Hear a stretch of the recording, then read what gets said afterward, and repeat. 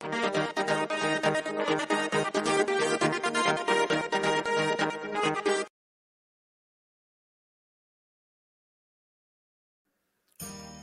લોકોના સ્વપ્નને પૂર્ણ કરનાર, દરેકની આશા પૂરી કરનાર માં આશાપુરાના 9 મંગળવારના વ્રતની વાત લઈને આવ્યો છું.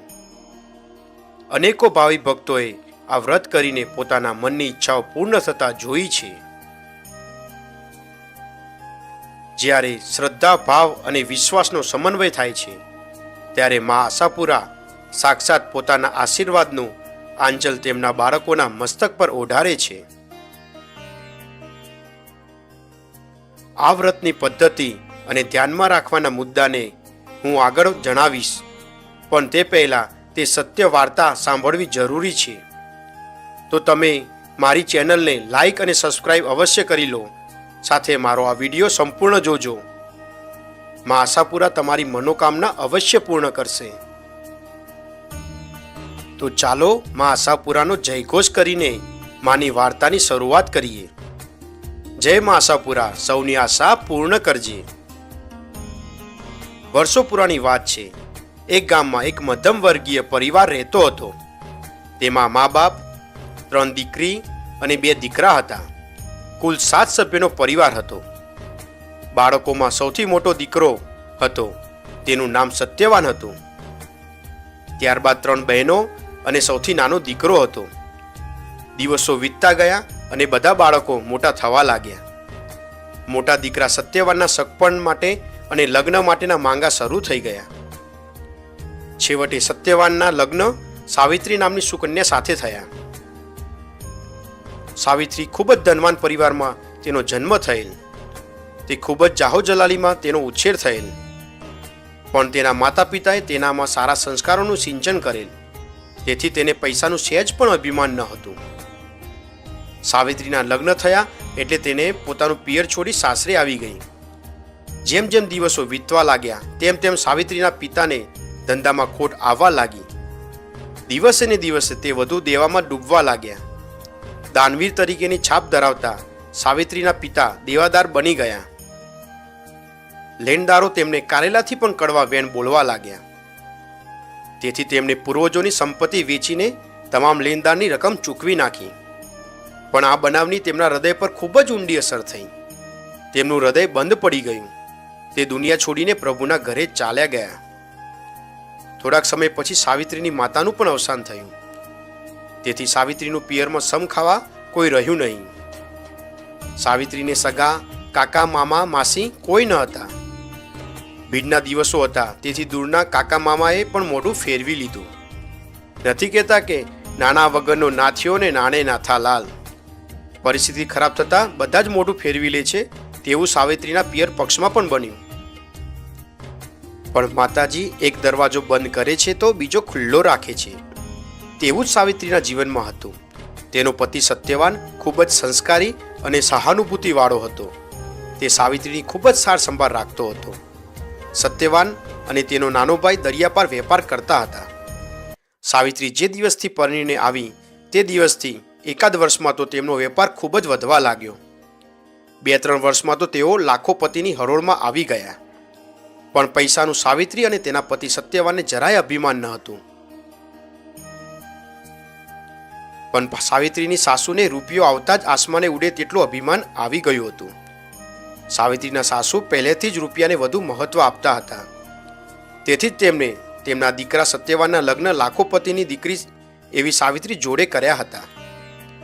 પરિસ્થિતિ બદલાતા સાવિત્રીનું માન દિવસે ને દિવસે ઘટવા લાગ્યું હતું. એક તેનો પતિ સત્યવાન જ તેને સાચા હૃદયથી પ્રેમ કરતો હતો અને તેની ચિંતા પણ કરતો હતો. સાવિત્રીની સાસુ અને નણંદો તેને અવારનવાર મેણાટોણા મારતા હતા. લગ્નના 6 વર્ષ વીત્યા તેમ છતાં તેમને કોઈ સંતાન ન હતું. દિવસો વીતતા ગયા. નણંદો પણ પરણીને સાસરે ચાલી ગઈ. પણ તેઓ જ્યારે પણ પિયર આવે એટલે સાવિત્રીની સાસુના કાન ભરતી જાય. તેની સાવિત્રી સાસુ પર મગજ ઉપર ખૂબ જ અસર થતી હતી અને સંતાન ન હોવાથી સત્યવાનને બીજા લગ્ન કરવા માટે તે દબાણ કરવા લાગી.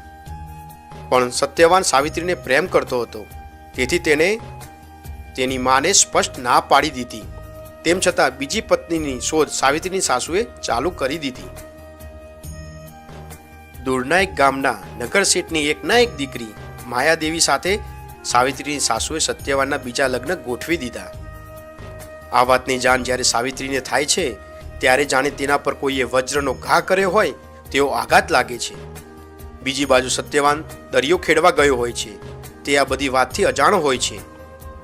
બીજું, માયા દેવી કરતા સત્યવાન ઘણો મોટો હતો, પણ નગર શેઠ પોતાની દીકરીને ધનવાન ઘરમાં પરણાવવા માંગતા હતા. તેથી તેમણે ઉંમરનો ફેર પર પડદો પાડી દીધો અને લગ્નની સહમતિ દર્શાવી. સત્યવાનની ગેરહાજરીમાં તેના બીજા લગ્નની તૈયારીઓ ફૂલ જોરથી ચાલવા લાગી. આ બધું સાવિત્રીની નજર સમક્ષ થતું હતું. તેથી તે જોરદાર આંસુથી રડવા લાગી, પણ પોતાના પતિ પર અતૂટ વિશ્વાસ હતો. બીજી બાજુ સાવિત્રીની સાસુ પણ પુત્રના લગ્ન કરાવવા મગ્ન થઈ ગયા હતા. તેમની તૈયારીઓ જોઈ સાવિત્રીનું મન હચમચી ગયું હતું. બીજી બાજુ પોતાના પુત્રના લગ્નની તડામાર તૈયારી કરતી સાવિત્રીની સાસુને પણ મનમાં શંકા હતી કે તેનો દીકરો બીજા લગ્ન માટે તૈયાર થશે કે નહીં. સાવિત્રી પ્રત્યેનો સત્યવાનનો પ્રેમ દિવસે ને દિવસે સાવિત્રીનું વધતું રુદન તેની શંકાને વધુ દ્રઢ બનાવવા લાગ્યો. પણ આનો રસ્તો સાવિત્રીની નણંદે કાઢી નાખ્યો. દુષ્ટ વિચારોવાળી સ્ત્રીઓ ભેગી મળી એક કાવતરું ઘડી કાઢ્યું. કાવતરા પ્રમાણે સાવિત્રીની સાસુએ એક મંગળવારે સાવિત્રીને તેમના ઘરના રિવાજની વાત કરી અને કહ્યું કે પૂજામાં વપરાયેલ ફૂલોને હું અત્યાર સુધી નદીમાં દર મંગળવારે પધરાવા જતી હતી. હવે તું આ ઘરની વહુ છે, તેથી તું હવેથી આ ફરજને નિભાવજે. 2 દિવસ પછી મંગળવાર આવતો હતો, તેથી મંગળવારે સાસુના કહ્યા પ્રમાણે સાવિત્રી ફૂલો લઈ નદી કિનારે જવા નીકળી. વરસાદી વાતાવરણ હતું. નદી બંને કાંઠે વહેતી હતી, તેથી તે એક ઊંચાઈવાળી ભેખડ પર ઊભી રહી અને ફૂલો પધરાવતી હતી. તે સમયે અગાઉથી ત્યાં છુપાયેલી તેની સાસુ તે આવી ચડી અને સાવિત્રીને નદીમાં ધક્કો માર્યો. બંને કાંઠે વહેતી નદી સાવિત્રીને જાણે ઓગાળી ગઈ હોય તેમ સાવિત્રી અદૃશ્ય થઈ ગઈ. થોડોક સમય વીતતા જ દરિયો ખેડવા ગયેલ સત્યવાન પાછો આવ્યો. તેને સાવિત્રીના આઘાતજનક સમાચાર મળતા જ તે ત્યાંના ત્યાં જ બેભાન થઈ ગયો.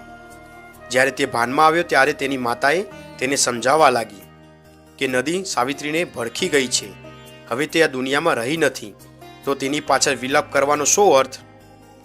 પણ સત્યવાન તેની વાત પર અડગ હતો. તેથી તેની માતાએ તેને ગલ્લા તલ્લા સમજાવવા લાગી કે સાવિત્રીનું મૃત્યુ પામી છે. તેના થોડાક દિવસો પહેલા તે કહેતી હતી કે મારા પતિ સત્યવાનને સમજાવજો કે બીજા લગ્ન કરી લે. હવે સાવિત્રી આ દુનિયામાં રહી નથી, તો આપણે તેની છેલ્લી ઈચ્છા પૂરી કરવી જોઈએ.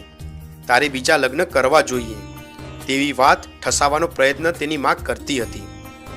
પણ માતાની વાત સત્યવાને ઠુકરાવી દીધી.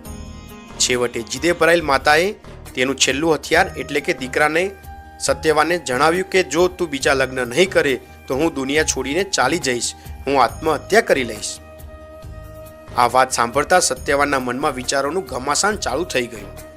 મિત્રો, સગા સંબંધીઓ અને માતાના મનને રાખવા માટે કમને તેને બીજા લગ્ન માટેની હા પાડી દીધી.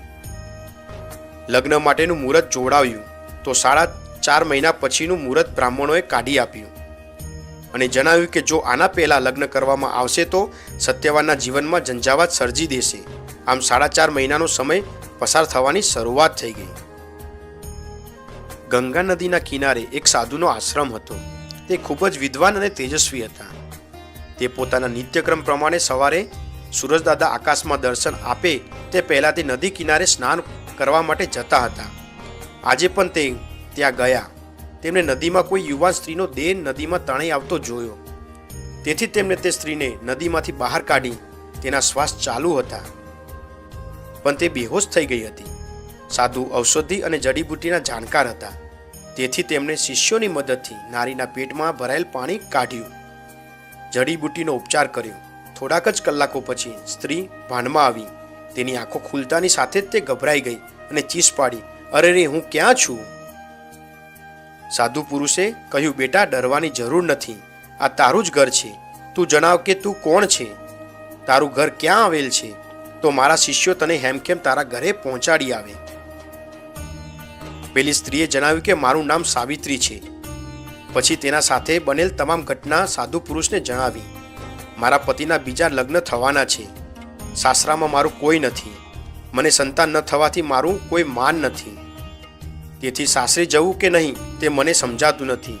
હું ખૂબ જ દુઃખી છું. મને મારા જીવનનો અંત આણવા દો. કઈ જોતા આંસુથી તે રડવા લાગી. આ બધું સાંભળી સાધુની પત્નીએ કહ્યું, બહેન, એમ કંઈ જિંદગી હારી જવાની જરૂર નથી. જિંદગીનું બીજું નામ જ મુશ્કેલીનો મહીસાગર છે, પણ તેમાં ધૈર્ય અને સહનશીલતાથી મંથન કરતા મોતી મળે છે. તારા તો દુઃખ કંઈ જ નથી, પણ મેં તારાથી પણ વધારે દુઃખી લોકો જોયા છે. પણ આ બધા દુઃખ દૂર થઈ જાય એવી અદ્ભુત વાત મારી પાસે છે. આ વાત સાંભળતા જ સાવિત્રીના મુખ પર પ્રથમ વખત આનંદની ઝલક દેખાઈ. તે તરત જ બોલી ઉઠી, બહેન, વળી કઈ વાત? જવાબમાં સાધુ પત્ની સીતાદેવીએ જણાવ્યું કે મા આશાપુરાના અદ્ભુત વ્રતની વાત. અત્યાર સુધી તે અનેકો વ્રતની વાત સાંભળી હશે, પણ આ શ્રી આશાપુરા માતાજીનું વ્રત, તેનાથી ગમે તેવી મુશ્કેલીઓ દૂર થઈ જાય છે. સાક્ષાત જગદંબા આશાપુરા માતાજીના સ્વરૂપમાં દુખિયારાની આશા પૂરી કરવા માટે આશાપુરા સ્વરૂપે પ્રગટ થયા છે. એક પૌરાણિક કથા છે. જૂના જમાનામાં મહિષાસુર નામક એક રાક્ષસ હતો. દેવાધિદેવ ઇન્દ્ર પણ તેના ત્રાસથી ત્રાહિમામ થઈ ગયા હતા. બ્રહ્માજીએ રાક્ષસ મહિષાસુરને વરદાન આપ્યું હતું કે તેને કોઈ પુરુષ મારી નહીં શકે. બ્રહ્માજીના આ વરદાનથી તે ખૂબ જ અહંકારી અને અભિમાની થઈ ગયો હતો.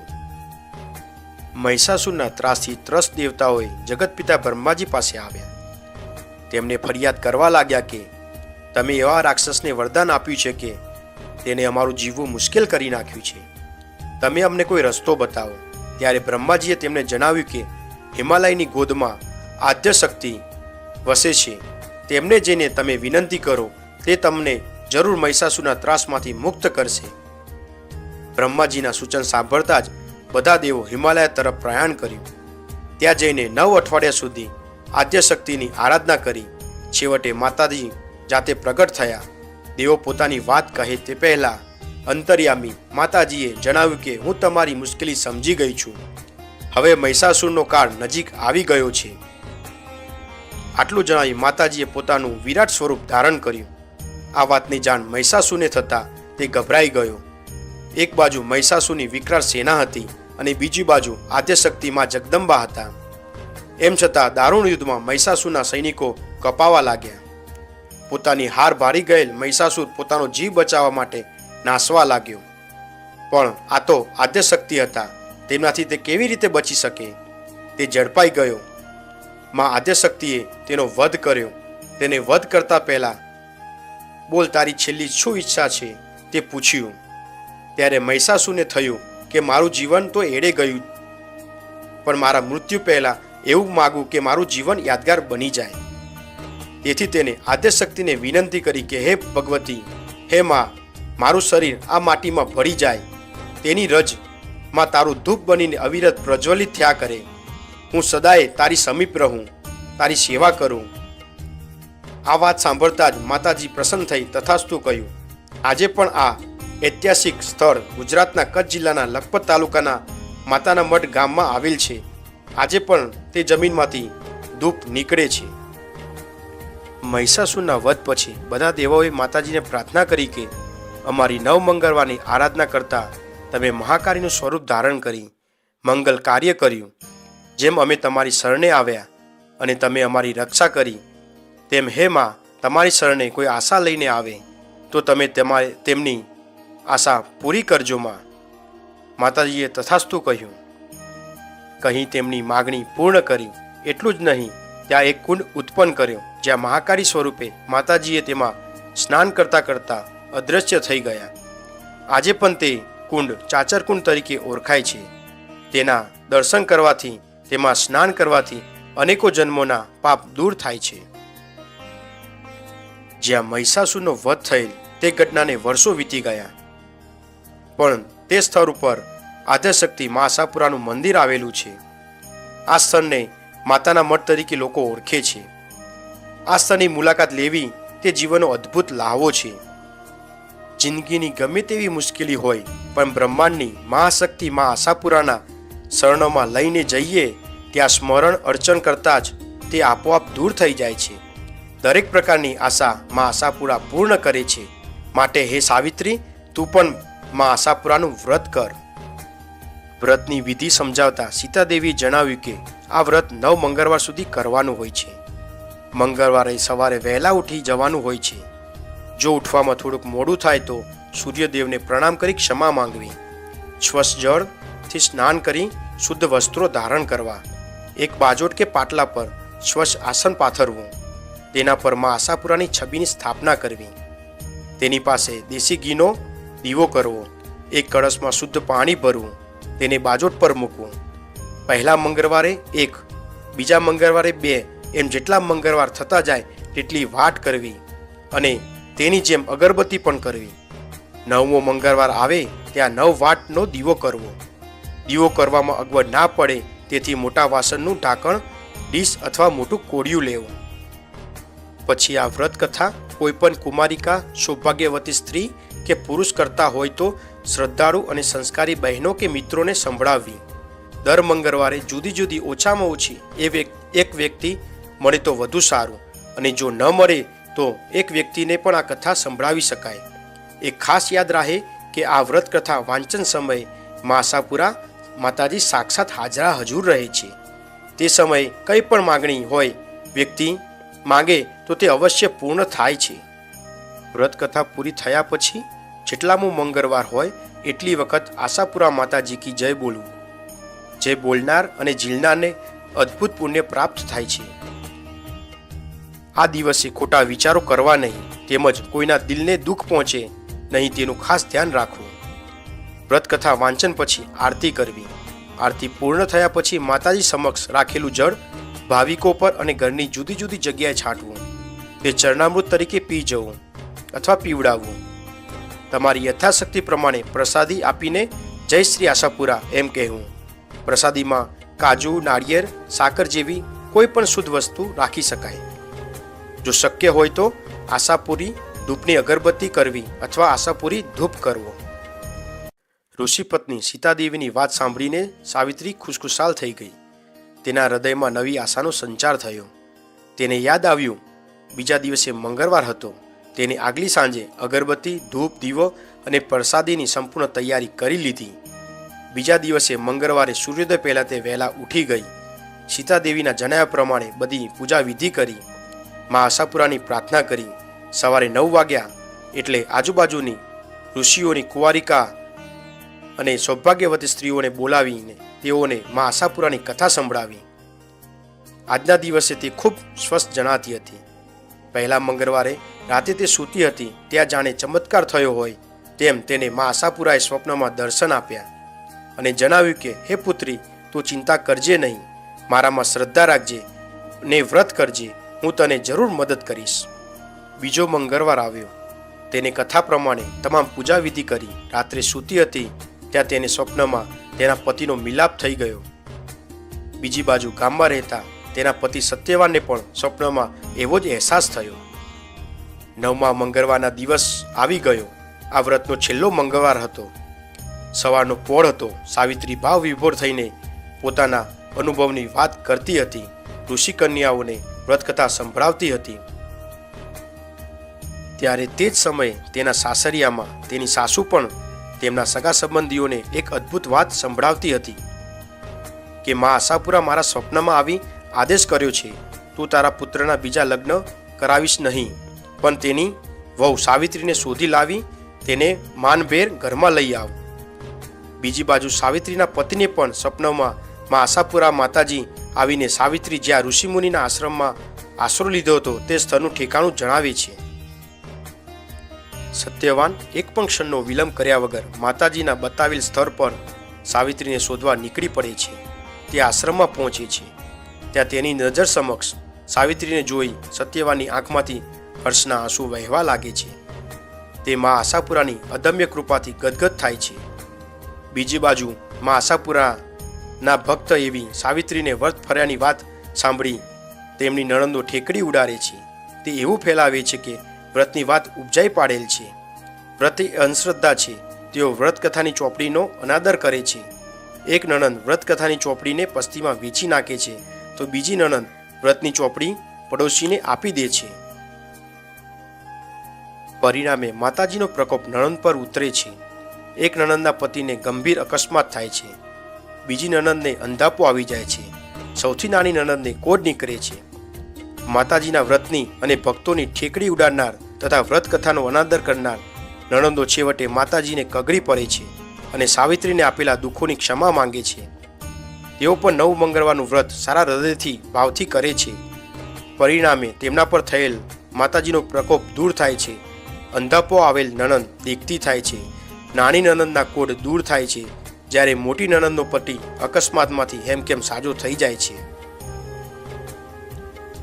આમ વ્રતકથાની ઉજવણીના દિવસે આ વ્રતકથાની ઓછામાં ઓછી 5 પુસ્તિકા શ્રદ્ધાળુ ભાઈ બહેનોને આપવી, જેનાથી વધુ 11, 21, 51 કે 101 પુસ્તિકાઓ આપી શકાય છે. જેમાં મા આશાપુરા સાવિત્રીને ફળ્યા તેમ વ્રત કરનાર, સાંભળનાર, વાંચનાર, વંચાવનાર સૌને ફળજો. જય શ્રી આશાપુરા માતાજી. શ્રી આશાપુરા વ્રતકથાની પુસ્તિકા આપ્યા વગર ફળ મળતું નથી, વિધિ અધૂરી રહે છે. વ્રતકથાની પુસ્તિકાઓ વ્રતની શરૂઆત કરતા પહેલા મંગાવી લેવી. વ્રતકથાની 5 પુસ્તિકાઓ મેળવવા માટે ₹35નો મની ઓર્ડર આપેલા સરનામા પર કરવો અને ફોર્મની સૌથી નીચેની કોરી જગ્યાએ સંદેશાની જગ્યામાં મોકલનારને પોતાનું સરનામું અવશ્ય લખવું, જેથી તરત જ પુસ્તિકા તેમને મોકલી શકાય. સરનામું: જય આશાપુરા જ્યોત, ધાર્મિક માસિક,